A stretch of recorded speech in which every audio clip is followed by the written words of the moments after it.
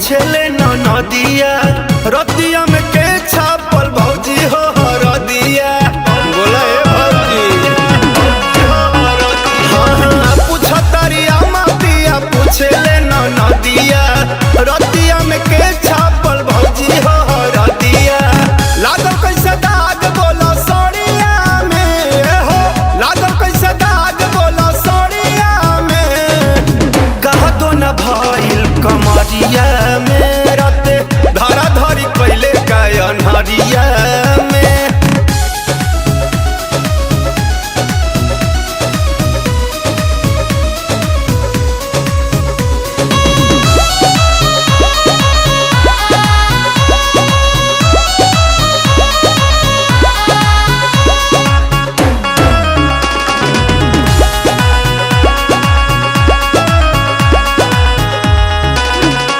अरे हुचुकी चलत बारू टूटल कैसे पायल हो अरे हमारा तो कुछ औरी बुझाता कोइल का भैया घायल हो कोइल का भैया घायल हो अरे कैसे मसकल नया चोली अमरो के बतावा हो अरे ओठवा के ललिया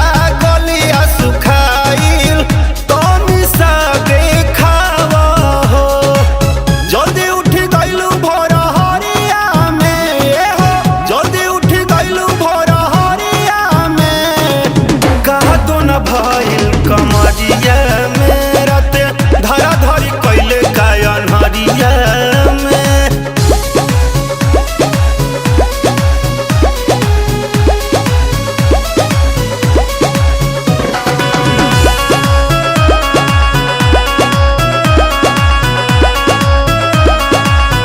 ए जी कहत रही जानी बुताई घर बाकी रावा कहाँ मानत बानी कर मैसेज फाइट जी कर मैसेज हरे तोहरे धन सबूर राख सुनाए राकेश राजा अरे जेतना देला सहत बानी अब नहीं दी सजा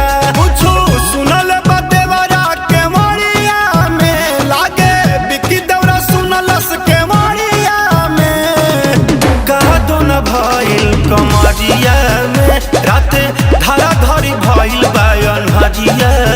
में रौरा जे न करा दे।